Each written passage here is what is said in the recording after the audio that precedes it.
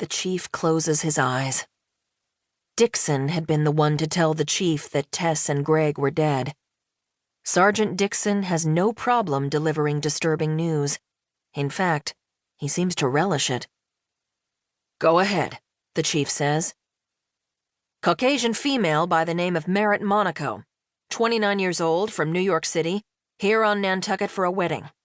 She was found floating face down just off the shore in front of 333 Monomoy Road, where the wedding is being held. The cause of death appears to be drowning. Roger Pelton called it in. You know Roger, the guy who does the expensive weddings?" "I do," the chief says. The chief is in Rotary Club with Roger Pelton. "Roger told me it's his M.O. to check on each wedding site first thing in the morning," Dixon says. "When he got here, he said he heard screaming. Turns out, the bride had just pulled the body out of the water. Roger tried CPR, but the girl was dead, he said. He seemed to think she'd been dead for a few hours." "That's for the M.E. to determine," the chief says. 333 Monomoy Road, you said? "It's a compound," Dixon says. "Main house, 2 guest cottages, and a pool house. The name of the property is Summerland." Summerland. The chief has seen the sign, though he has never been to the house. That stretch of Monomoy Road is the stratospherically high-rent district. The people who live on that road generally don't have problems that require the police. The houses have sophisticated security systems, and the residents use discretion to keep any issues under wraps. "Has everyone else been notified?" the chief asks. "The state police? The M.E.?" "Affirmative," Dixon says. "The Greek is on his way to the address now. He was here on island last night, lucky for us.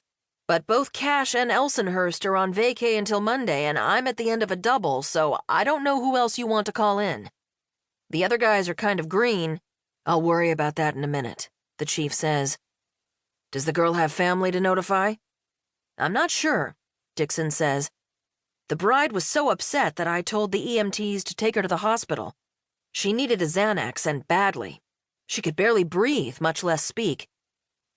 "The paper will have to leave this alone until we notify next of kin," the chief says. Which is one small piece of good news. The last thing the chief wants is Jordan Randolph from the Nantucket Standard sniffing around his crime scene. The chief can't believe he missed the 911 call on the scanner. Over the years, he has developed an uncanny filter where the scanner is concerned. He knows, even in his sleep, what deserves his attention and what he can let pass. But now he has a dead body. They have to assume foul play by law, although here on Nantucket, violent crime is rare. The chief has been working on this island for nearly 30 years, and in all that time, he has seen only 3 homicides, 1 per decade. Roger Pelton called it in. The chief has heard Roger's name recently. Really recently. At some point in the past couple of days. And a compound in Monomoy. That rings a bell too. But why? He hears a light tap on the window, and through the glass slider, he sees Andrea in her nightshirt, holding up a cup of coffee. Chloe is moving around the kitchen behind her, dressed in her catering uniform of white shirt and black pants. Chloe is awake already? The chief thinks. At 6 o'clock in the morning? Or did she get home so late last night that she fell asleep in her clothes? Yes, he thinks. She worked a rehearsal dinner the night before. Then it clicks.